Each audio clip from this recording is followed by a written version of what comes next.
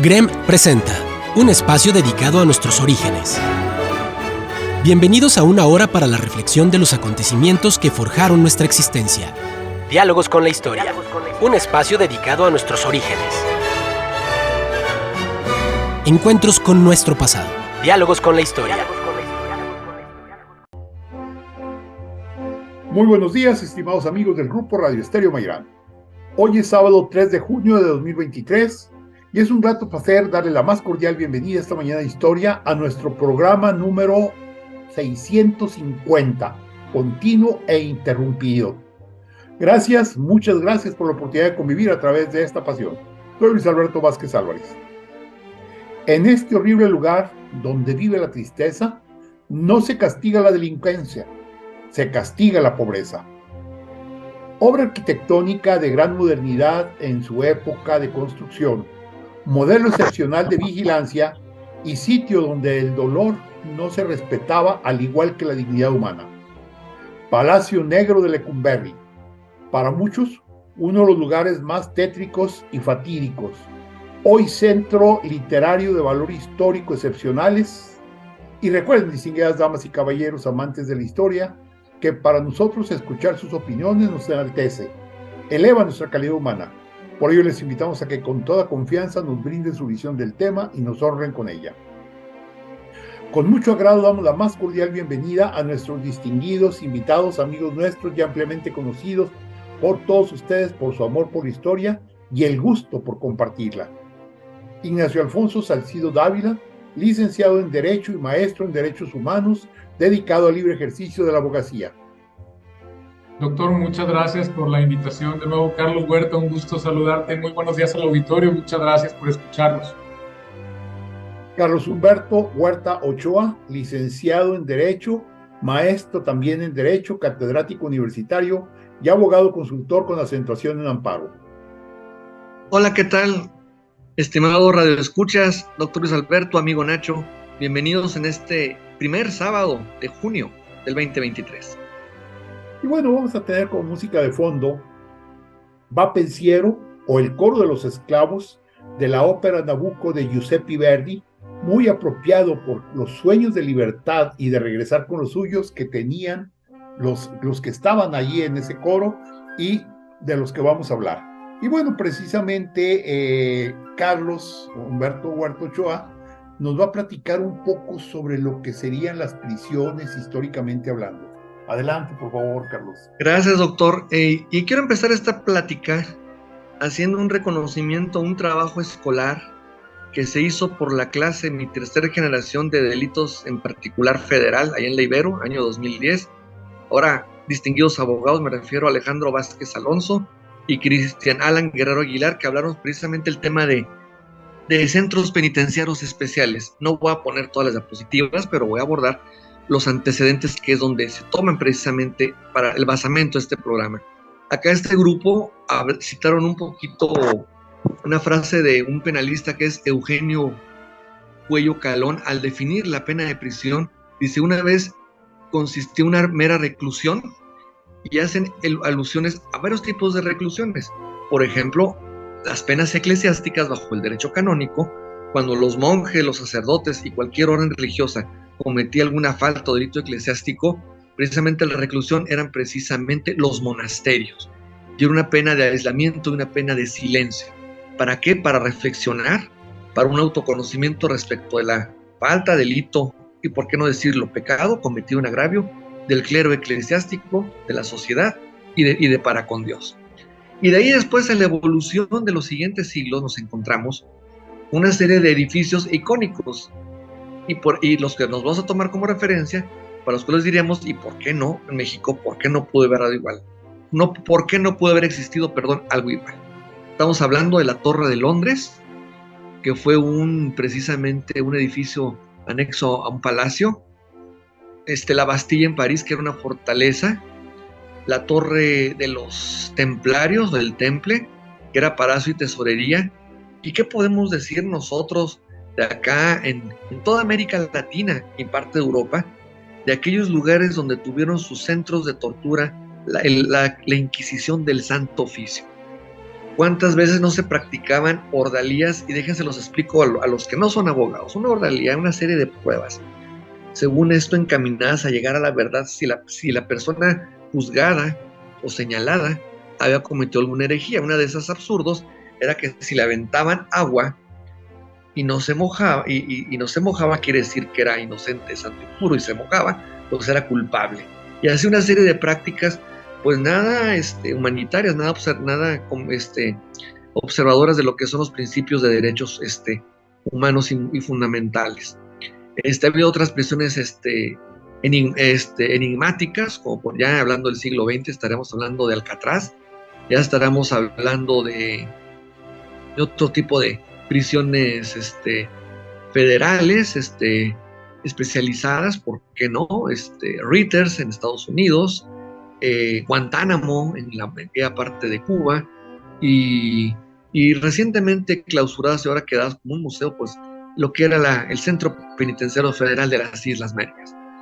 Pero así fue como surgió en México la idea allá por el año de 1881, una idea precisamente a raíz de una reforma de un código penal federal, que era un código que ya hablamos en el programa de un posible juicio a Porfirio Díaz, que era nada más ni nada menos que el Código Martínez de Castro, por haber sido precisamente un ministro de justicia del porfiriato, que se encargó de diseñar precisamente ese Código Penal Federal. Recordemos que antes era un Código Penal para delitos federales y con jurisdicción en territorios federales que todavía no se erigían como estados, como era el estado de la Baja California y el territorio de Quintana Roo.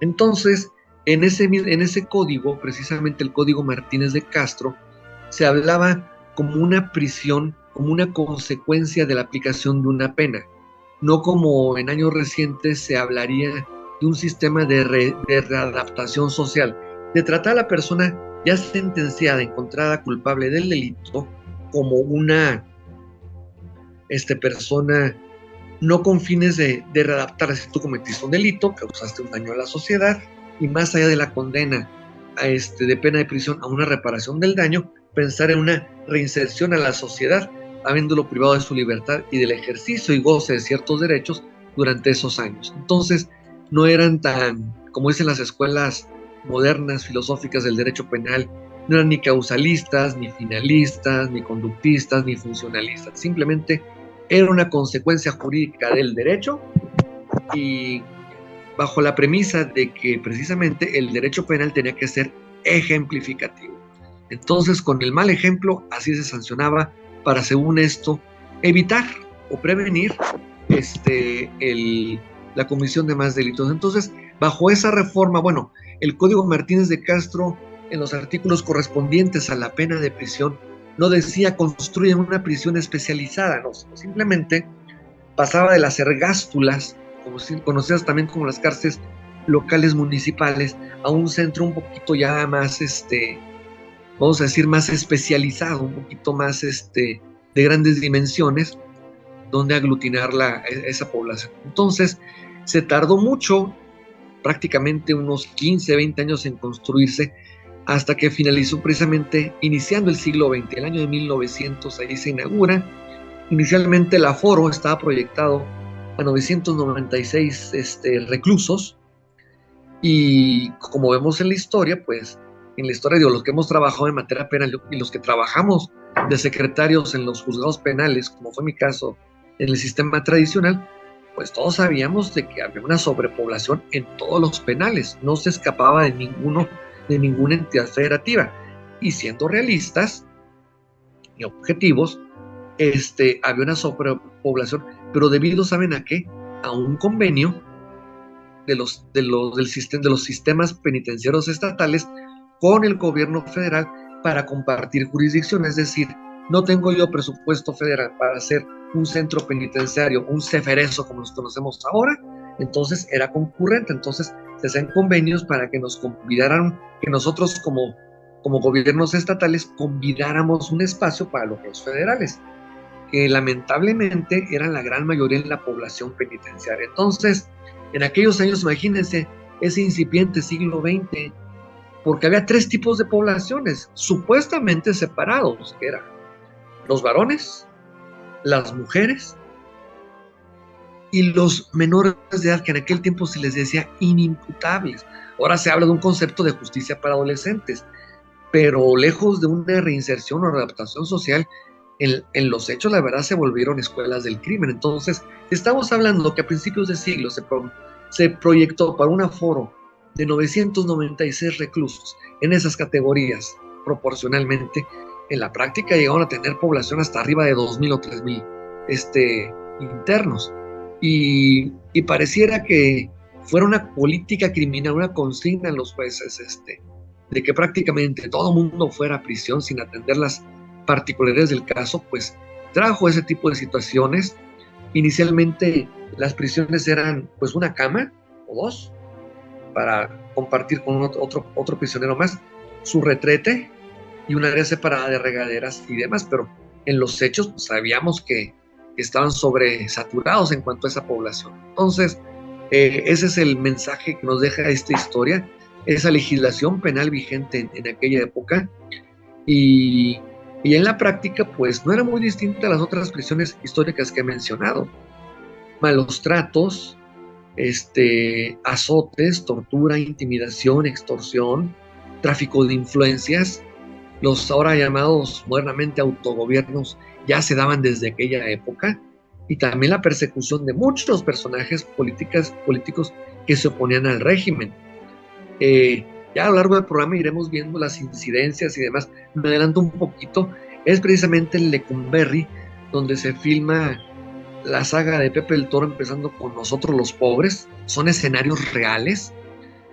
Hay otras películas donde los protagonistas involucran la prisión, como El Billeterito, interpretado por David Silva. Otras también de Pedro Armendáriz, como creo que se llama Presidio o algo así. Y muchas de esas historias de lo que ocurrió inspiraron otras películas posteriores al cierre de Lecumberri, que eso hablará mi amigo Ignacio Salcido, que es precisamente El Apando, y muchas historias noveladas precisamente por escritores perseguidos políticos, o más bien esos perseguidos políticos que dieron testimonio a escritores que los novelaron, una crónica ahí medio escondida de esas atrocidades que se cometieron. No debería extrañarnos, no quiere decir que estemos haciendo una apología de esas políticas penitenciarias que imperaron en muchos regímenes, pero bueno, es un muestreo de la historia que estamos viviendo. Y por lo que hace esta primera intervención es cuanto. Gracias. Gracias, Carlos. Fíjate que ahorita que estabas comentando, me acordé, me trajiste a la mente algunos otros lugares increíbles. En particular, el famoso fuerte de San Juan de Ulúa en Veracruz, donde desde la época virreinal se guardaban a las personas que no eran gratas. Inclusive esto siguió hasta la época del Porfiriato, ¿sí? Y ahí fallecieron muchos de lo que podríamos llamar las personas que querían hacer cambios en la sociedad. Una de las características de este lugar era su cercanía con el mar, y que cuando había marea alta se llenaban las fosas las celdas, que eran fosas, se llenaban de agua, y los reclusos que estaban ahí en San Juan de Ulúa tenían que vivir con el agua hasta el cuello a veces, y tenían que dormir parados si es que podían dormir, porque si no se ahogaban.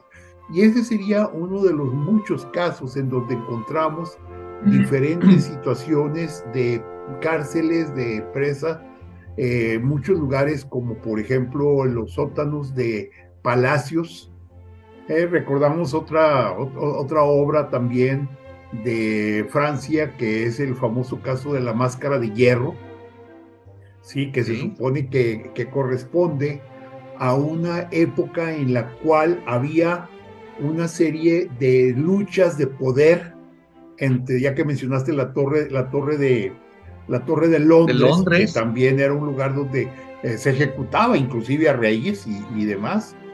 Doctor, luego, y si me permites tantito, doctor, rápidamente, el propio Alexandre Dumas, cuando hablaba del Conde de Montecristo, el castillo de If, que sí existió y existe actualmente como museo, también. Sí, y luego, por ejemplo, las islas, mencionaste a las Islas Marías para México, pero otros países del mundo tenían islas como la Isla del Diablo, que lo vimos mucho en aquella famosa película, se me fue el nombre, pero es sobre el Cristo, sobre el Conde de Montecristo, creo precisamente, y otras que los llevaban a las islas, y allí en las islas era donde los dejaban.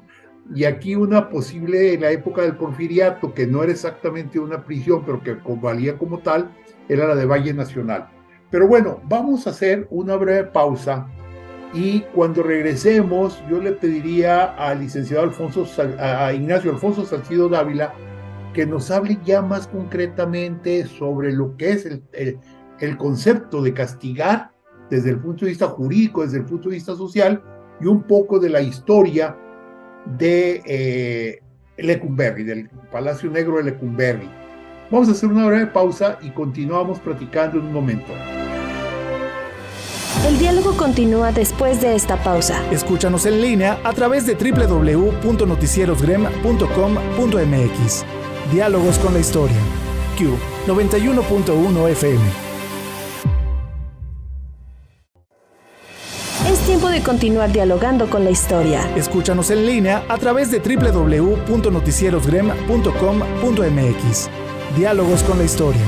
Q 91.1 FM. Regresamos a Diálogos con la Historia. Estamos platicando del Palacio Negro de Lecumberri.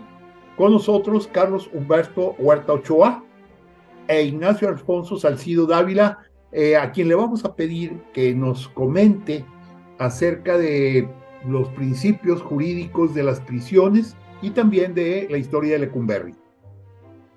Claro, doctor, muchas gracias. Mire, más que los principios jurídicos en este tipo de temas, a mí me gusta irme un poquito más atrás, es decir, ¿de qué se trata esta idea de pensar, o de dónde viene esta idea de pensar que con el hecho de limitarle a alguien su derecho a deambular, a caminar libremente, con el hecho de situarlo en un lugar específico durante un tiempo prolongado, vamos a conseguir un cierto resultado, que es, varios resultados, ¿no? Porque se supone que el reproche que formula el Estado ante las conductas antisociales, pues no nada más tiene una finalidad punitiva, sino que tiene una finalidad principal, que es la de reintegrar a los delincuentes a la colectividad.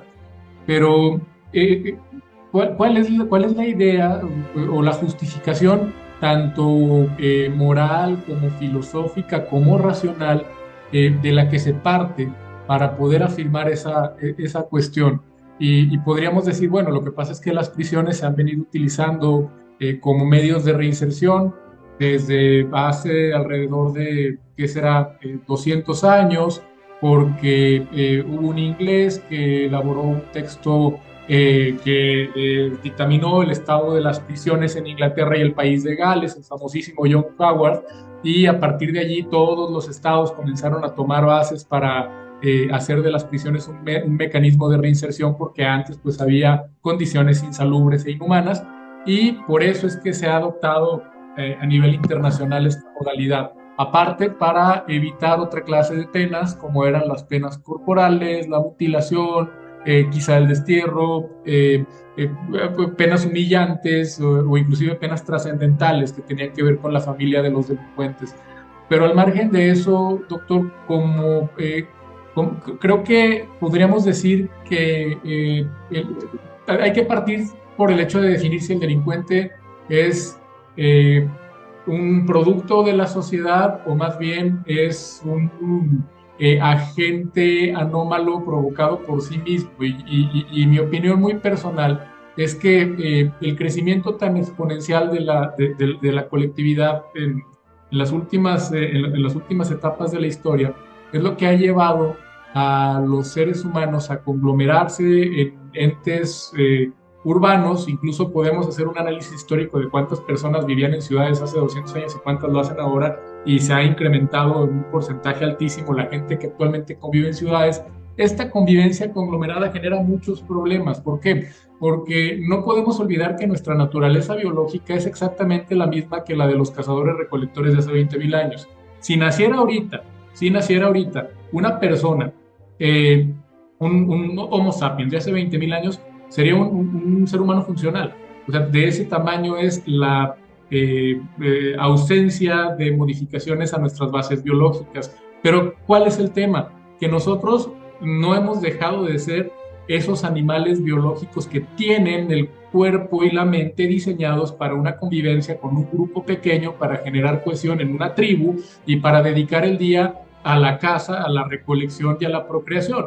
Pero ahora nacemos insertos en un mundo en el que se nos enseñan ciertas reglas que han sido escogidas por otras personas, que se catalogan como reglas racionales y que aparte se nos fuerza a convivir en un entorno muy ruidoso, en el que a donde volteamos hay personas, cada uno es un individuo, y aparte se nos ha enseñado que todos, y esto es afortunado desde luego, que todos valemos exactamente lo mismo, pero lamentablemente la realidad es que en todos los países vemos que las cúpulas del poder tienen otro tipo de pasaporte, ¿no? que la población media. Entonces todo esto va generando, desde mi punto de vista, un caldo de cultivo para que en esa población surjan individuos que reprochen las normas sociales preestablecidas, porque nadie nos invitó voy a hablar muy en español, nadie nos invitó a esta fiesta.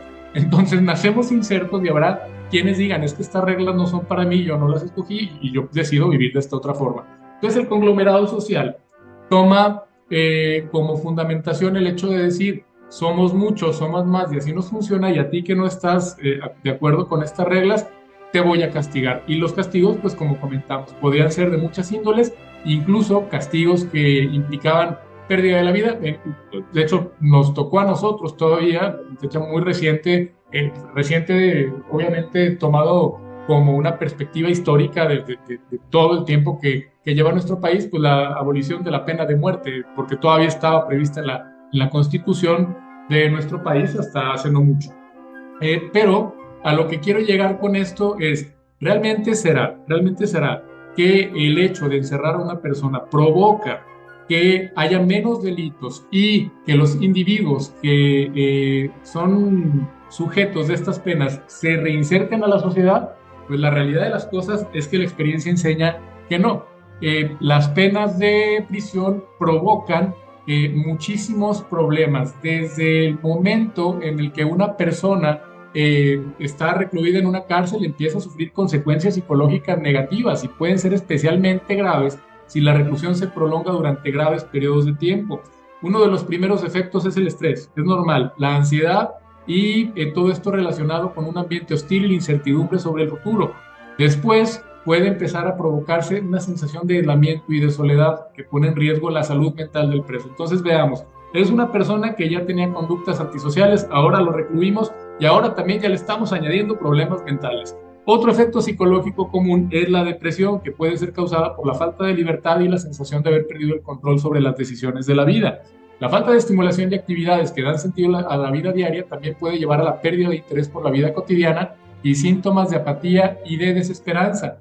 Desde luego, pues cuestiones que tienen que ver con la privación de contacto físico y emocional con la familia y los amigos, que pueden provocar sentimientos intensos de soledad y de abandono, así como la sensación de haber sido olvidado por las personas importantes en la vida del preso. Además, las condiciones de vida en algunas prisiones, como ocurre en nuestro país lamentablemente, pueden ser deplorables, con hacinamiento, falta de ventilación y deficiente iluminación, todos factores que contribuyen al aumento de los niveles de estrés y de ansiedad. Es común que entre los presos existan síntomas de trastornos postraumáticos, especialmente en aquellas personas que han sido víctimas de violencia física, sexual o psicológica en el ambiente carcelario. La sensación extrema de amenaza y la falta de control sobre su situación puede estar en la base de esos padecimientos. Por esa misma razón es que la reincorporación en la sociedad puede ser un desafío por sí mismo en aquellas personas que ya estuvieron recluidas.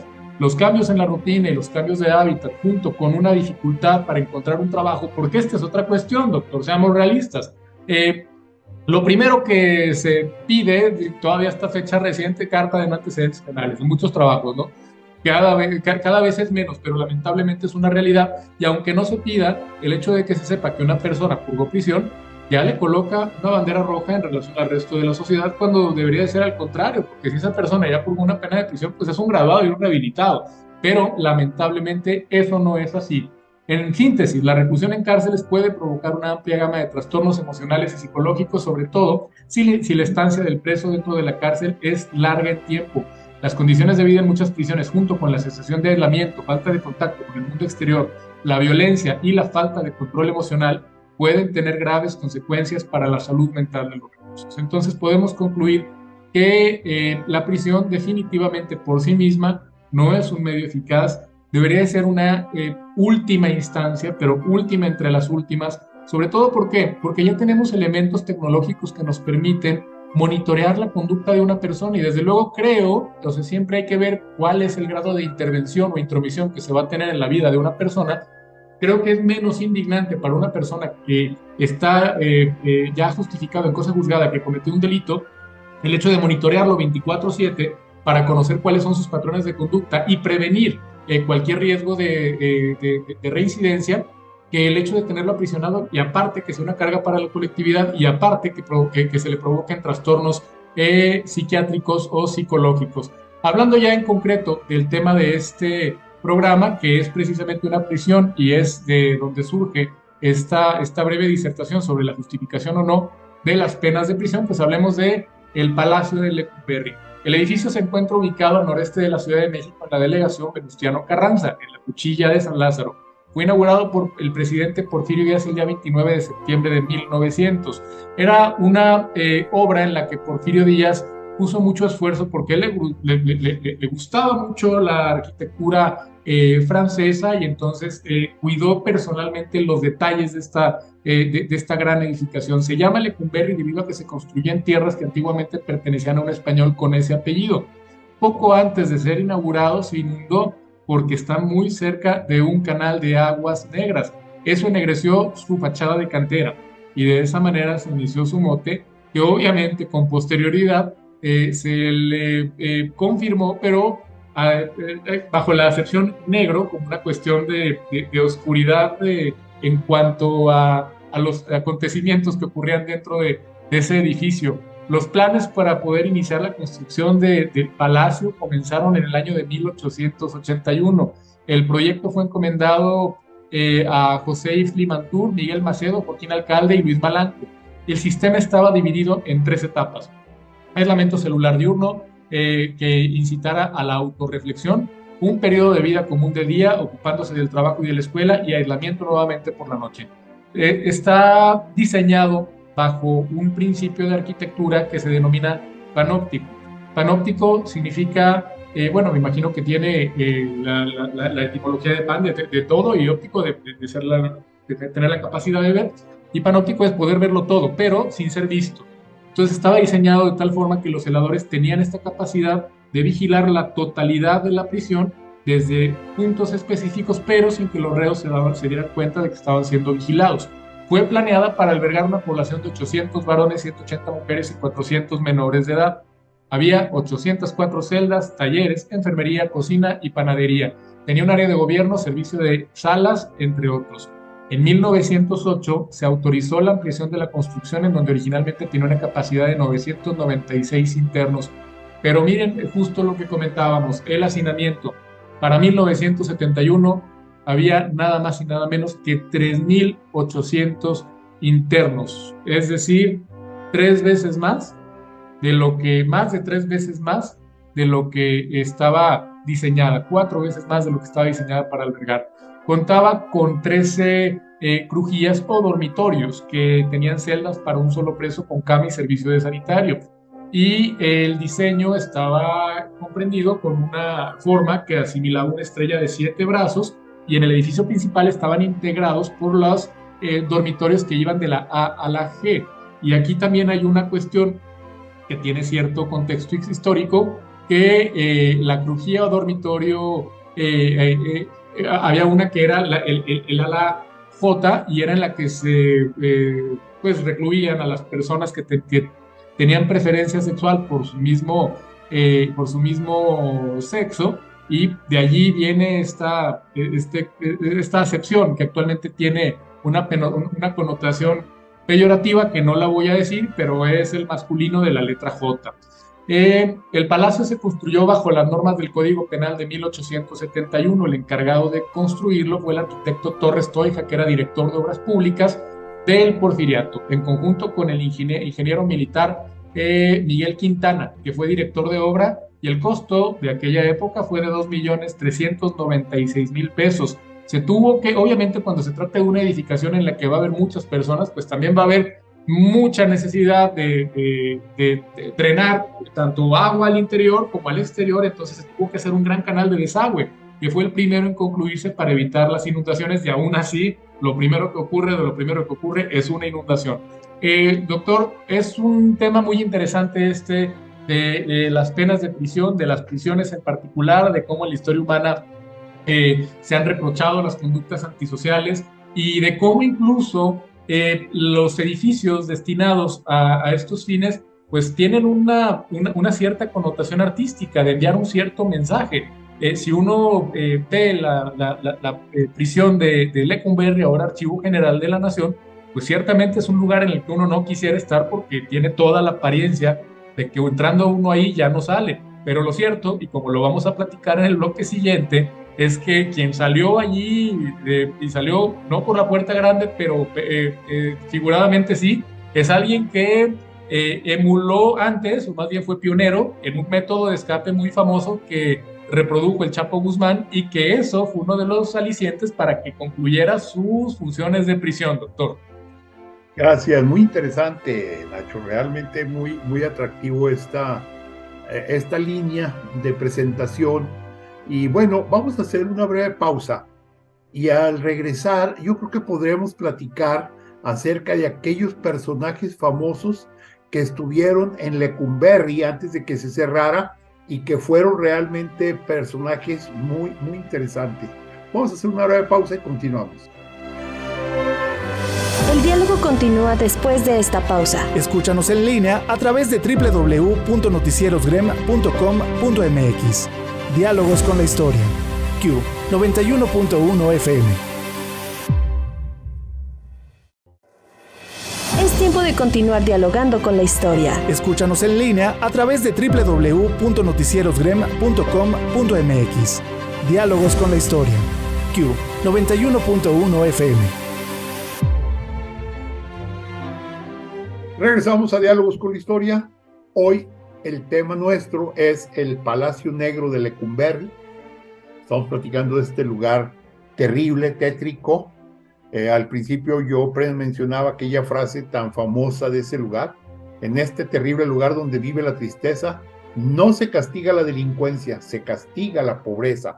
Y con nosotros Ignacio Alfonso Salcido Dávila y Carlos Humberto Huerta Ochoa.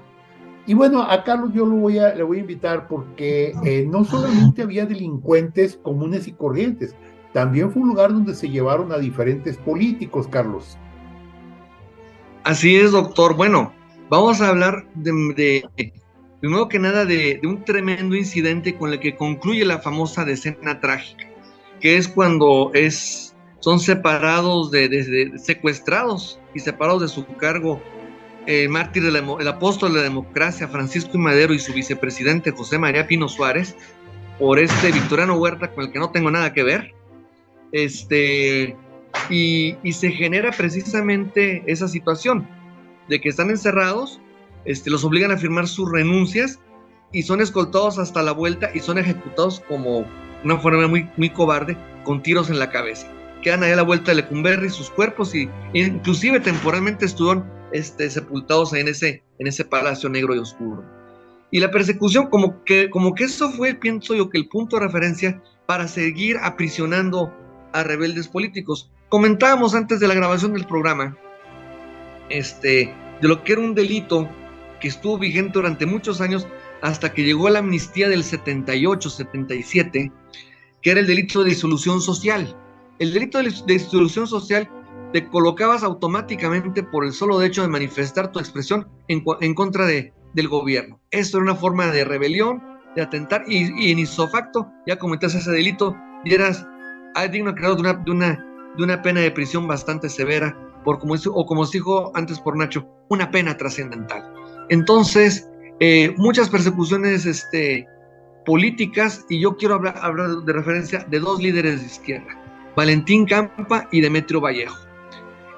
Luchadores precisamente de causas populares, campesinas, obreras, y en el caso de Demetrio Vallejo, con quien mi abuelo, don Guillermo Huerta Sánchez, que era también ferrocarrilero como él, trabó una gran amistad. Pedían una serie de condiciones de trabajo y armaron una huelga nacional. Entonces ahí aplicó una regla de concurso de delitos, porque los pusieron como precisamente por el delito de disolución social y ataques a las vías generales de comunicación. Claro, a mi abuelo no le tocó Lecumberri, sino nada más 48 horas aquí en La Colón, o cuando era Largasto de la Municipal de La Colón, pero a Vallejo sí le tocó varios años ahí en Lecumberri. Para ser concretos, de 1959, fue juzgado por uno que después sería ministro de la Corte y gobernador sustituto de Guanajuato, Agustín Telles Cruces, un fiel ejecutor ahí del sistema, y eso hasta conviene las leyes de amnistía y empiezan a suavizarse un poco la situación, y donde dejamos a todos los líderes estudiantiles del 68 y del jueves de Corpus del 71, sin motivo alguno, improvisándosele procesos penales y encasquetándoles una serie de sentencias. Entonces Valentín Campa, junto con Demetrio Vallejo, les toca parte de esa persecución política, parte de ese aislamiento, jueces de consigna, fiscales alineados, ya que se habla tanto de alineación política. Entonces les tocó precisamente ese tipo de vivencias por ese delito, y muchísimos más. O sea, digo, la lista es interminable. José Revueltas, por atreverse, como les digo, a pensar de una manera distinta. Adolfo Gili, se me está olvidando, oigan, hay que ponerse de pie para decir el nombre de esta persona. Heberto Castillo, maestro de la UNAM, ingeniero. Entonces, y muchísimos. El Búho, Eduardo Valle, líder ahí del 68, Raúl Álvarez Garín, Adolfo Gili, bueno, ya creo que ya lo mencioné. Por eso es un pequeño muestreo de todo lo que ocurrió. ¿Y qué derivó de todo esto? Películas, documentales enlatados que a la postre se fueron haciendo el conocimiento de la luz pública, una serie de situaciones de los malos tratos, de la incomunicación, todo el vilipendio que sufrieron. Pero yo siempre he sido propositivo. Quizá a lo mejor todavía no se ha hecho la suficiente justicia a la persona de don Jesús Reyes Heroles, pero como parte de esa reforma política del 77, de permitir que la izquierda saliera de la clandestinidad y que se organizaran como partido político, empezar a conceder amnistías a ese tipo de perseguidos políticos, pues fue abriendo la brecha un poquito más hacia la tolerancia y hacia la participación plural en esta sociedad. Yo siento, pero tengo otra noticia, bueno, ya posteriormente, precisamente a Sergio García Ramírez, quien después sería Procurador General de la República, le toca ser el último director y clausurar precisamente el Lecumberri. Queda abandonado un par de años, eso fue en 1976, 78, por ahí, y en los 80s, pues, es sede del Archivo General de la Nación. Todos los documentos ahí básicos, históricos, políticos, informativos, ahí están, de la actividad del Estado. Se ha reconsiderado remover algunos de esos documentos o la sede por los datos históricos que nos dijo mi estimado Ignacio Salcido, de que precisamente por el canal de agua que se corría, pues obviamente se sufren también una serie de inundaciones, ¿verdad? Construcciones muy porosas que aparte de la posibilidad de ahogar a algunas personas, pues también dañan ese material histórico. Yo espero que algún día dejen liberar otros presos que ahí están. Me refiero a los documentos que todavía no han sido reclasificados para tener acceso a la información pública. A lo mejor se evidencian muchos hechos constitutivos o con apariencia de delito, posiblemente prescritos, posiblemente algunos de ellos derogados, pero creo que tenemos un derecho a la verdad y como una aspiración de justicia a las medidas de no repetición, de que ésta sea un basamento para que nunca más ningún régimen posterior, federal, estatal o municipal o regional, de la bandera que sea, vuelva a dar motivo a ese tipo de atrocidades. Muy bien. Sí, quedan muchas cosas pendientes, pero se lo dejo a mi amigo Nacho Salcido. Gracias. Fíjate que hay una cosa que quiero adelantar ahorita. Don Porfirio Díaz, al construir esto, nunca pensó que parte de su familia pudiera quedar dentro de esta prisión. Me refiero a su yerno Ignacio de la Torre y Mier, que estuvo precisamente en la Crujía J. Él es el autor de aquella leyenda del baile de los 41, pero muy particularmente me interesa mencionar a Félix Díaz, que tras rebelarse contra Madero en 1912 fue tomado prisionero y llevado a la prisión de Lecumberri. Él era el sobrino preferido de don Porfirio Díaz y también estuvo allí. Algunos otros políticos destacados son, por ejemplo, el doctor Salvador Nava, que era una persona de San Luis Potosí que luchaba durísimo contra todos los movimientos, en particular contra Gonzalo N. Santos. De hecho, actualmente una de las calles principales de la ciudad de San Luis Potosí se llama Calle Nava, ¿sí? Que también estuvo prisionero ahí. Pero bueno, yo dejo para que el licenciado Ignacio Salcido nos comente algunos otros casos que quiera destacar. Claro, doctor, como ya comentaron, acontecimientos históricos, y esto pues, marcó la historia nacional, ¿no? Que es el asesinato de Francisco I. Madero y José María Pino Suárez, que fueron forzados a firmar su renuncia, fueron hechos prisioneros y asesinados a la llegada a Lecumberri. Incluso fueron enterrados en el patio trasero del edificio. También, bueno, esto ya un poco más ligero, pero de todos modos se trata de un artista pues gigantesco, ¿no? Juan Gabriel también estuvo preso en Lecumberri porque lo acusaron de un robo a finales de los 60s, principios de los 70s. Dicen que estando preso en Lecumberri compuso unas canciones que todos conocemos, nos guste o no nos guste su música, que es Me he quedado solo, no tengo dinero. Esa la conocemos, yo creo que todos, Tres claveles, un rosal. Yo nada más conozco una de las tres. Estuvo preso 18 meses allí. De estar recluido allí, consiguió su libertad gracias al pago de una fianza realizado por la cantante y actriz mexicana conocida como La Prieta Linda. A ella se le reconocía como la primera estrella en grabar una canción con Juan Gabriel, que era entonces desconocido, y se llama la canción Noche a Noche. Entonces, doctor, un dato también muy interesante, como adelantamos en el bloque anterior, pues es por qué, cuáles fueron los factores que llevaron a que Lecumberri fuera clausurada como prisión, que se dejara de utilizar el edificio como una prisión. Incluso yo dije en el bloque anterior, al concluir la exposición, que la visión del Palacio Negro de Lecumberri es de inexpugnabilidad, de entrar y que ya no se puede salir. Pero aquí es donde hace acto de presencia Alberto Sicilia Falcón. ¿Quién es Alberto Sicilia Falcón? Pues él nació en Matanzas, conocida en la Atenas de Cuba, el 30 de abril de 1945. A los 15 años él marchó al exilio y tuvo vinculación con la CIA y utilizó posteriormente esos contactos para su negocio de narcotráfico. A los 20 años él ya se dedicaba a temas relacionados con la trata de personas en Miami, y a los 23 comenzó andanzas en el mundo de las drogas. Entonces fue precursor de lo que fue un auge en los años 80 con el comercio de drogas en Miami, y aquí es donde se presenta en nuestro país, se traslada a Tijuana y desde allí formó un imperio del narco que abarcó América del Norte, Centroamérica, Sudamérica y se extendió a Europa. Fue un antecesor del Chapo, pero mucho tiempo atrás, obviamente en un mundo todavía no globalizado. Se calcula que sus ganancias eran de 20 millones de dólares mensuales y él las derrochaba en pastosas fiestas y en lujosas residencias.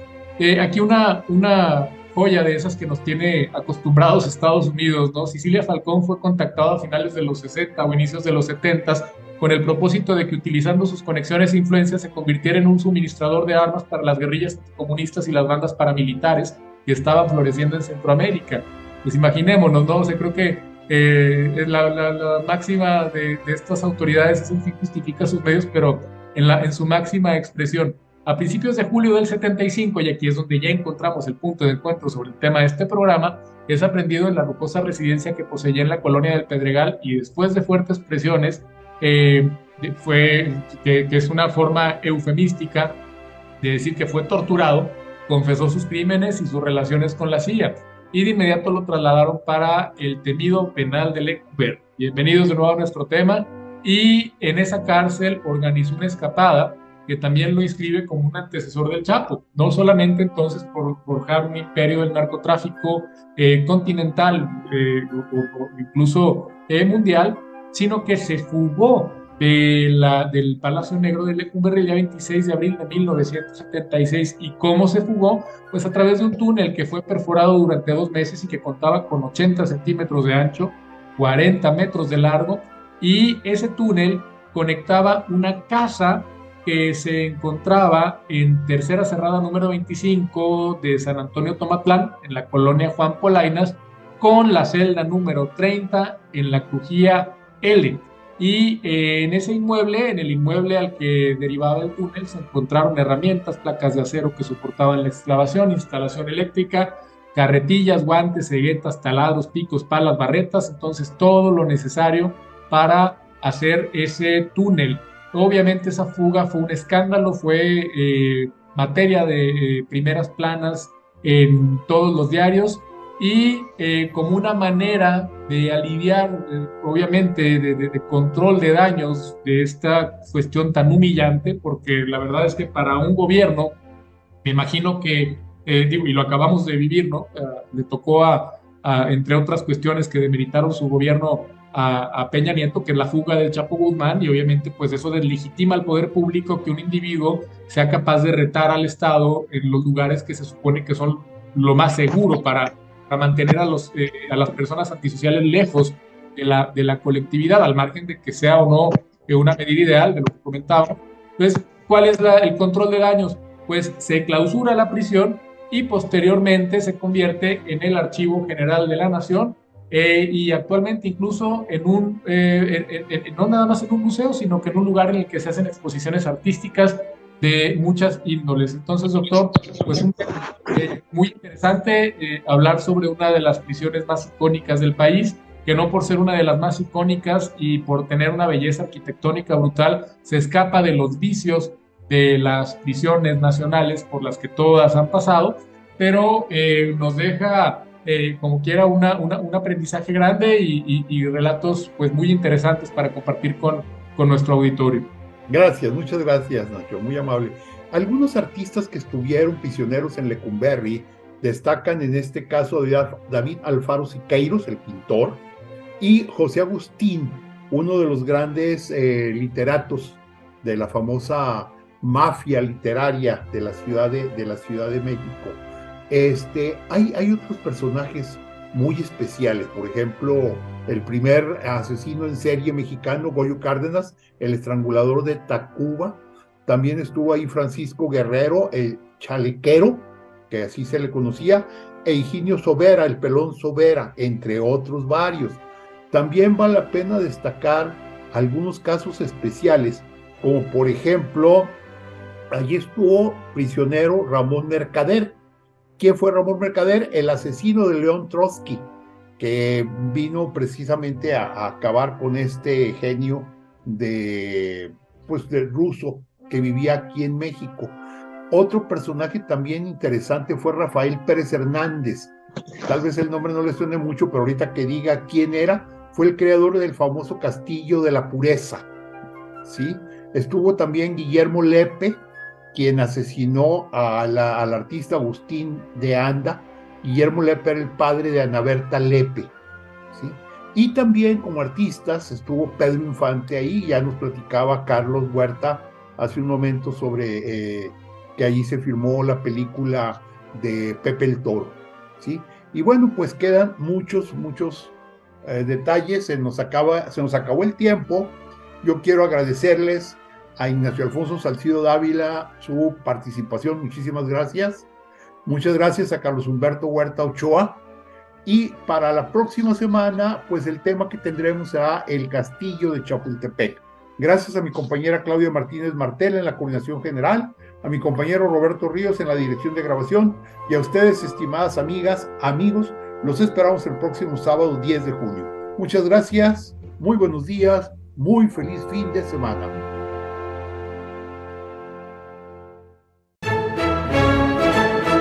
GREN presentó Diálogos con la Historia.